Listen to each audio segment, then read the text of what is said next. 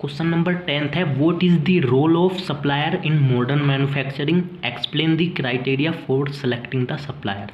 यानी कि आज के टाइम में जो कंपनी के अंदर मैन्युफैक्चरिंग हो रही है उसमें सप्लायर का क्या रोल होता है, और अगर हम किसी अदर कंपनी को एज ए सप्लायर सेलेक्ट करते हैं तो उसके क्राइटेरिया क्या क्या होते हैं। अब हम यहाँ पे इसका आंसर देख लेते हैं। The role of supplier in modern manufacturing, यानी कि मैन्युफैक्चरिंग के अंदर सप्लायर का क्या रोल होता है किसी भी कंपनी में। ए supplier is a person that provides a product और सर्विस टू अनदर एंटिटी। देखिए, एक सप्लायर एक ऐसा पर्सन होता है जो कि प्रोवाइड करता है प्रोडक्ट या सर्विस को, किसको करता है, अदर एंटिटी, यानी कि अदर कोई भी वो कंपनी हो सकती है। The role of supplier is to provide high quality products from a manufacturer at a good price to a distributor or retailer for sale।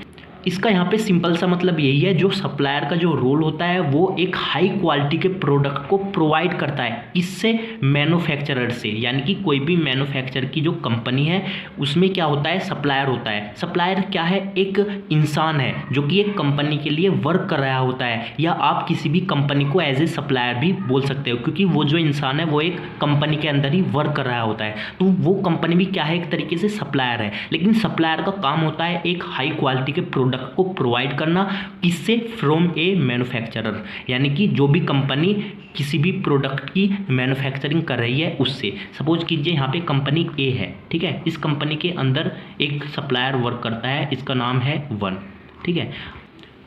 तो जो ये कंपनी है ए, ये मोबाइल बनाती है, तो ये सप्लायर चाहता है कि जो हमारी कंपनी है वो एक गुड क्वालिटी के प्रोडक्ट को बनाए या मोबाइल को बनाए, तभी वो आगे क्या करेगा, फॉरवर्ड करेगा अदर कंपनी में, या उसके जो कंपोनेंट्स होते हैं मोबाइल के, पूरा का पूरा मोबाइल भी हो सकता है या उसके रॉ मटेरियल भी होता है, वो डिपेंड करता है कंपनी पे। तो मैंने आपको यहाँ पे जस्ट समझाने के लिए एग्जाम्पल दिया है, ठीक है।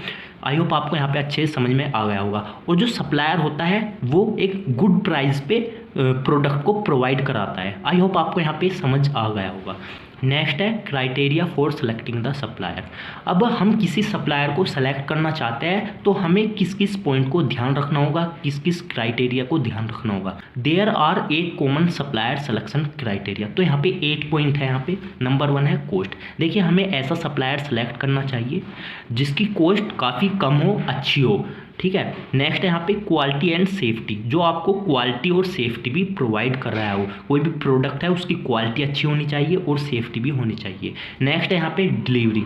अगर ऐसा सप्लायर है आपके पास जो आपको टाइम से डिलीवर करता है, ऑन द लोकेशन पर डिलीवर करता है प्रोडक्ट को, तो आपको ऐसे सप्लायर को चूज़ करना चाहिए या सेलेक्ट करना चाहिए। नेक्स्ट है सर्विस, जो आपको सर्विस अच्छी प्रोवाइड कर रहा हो।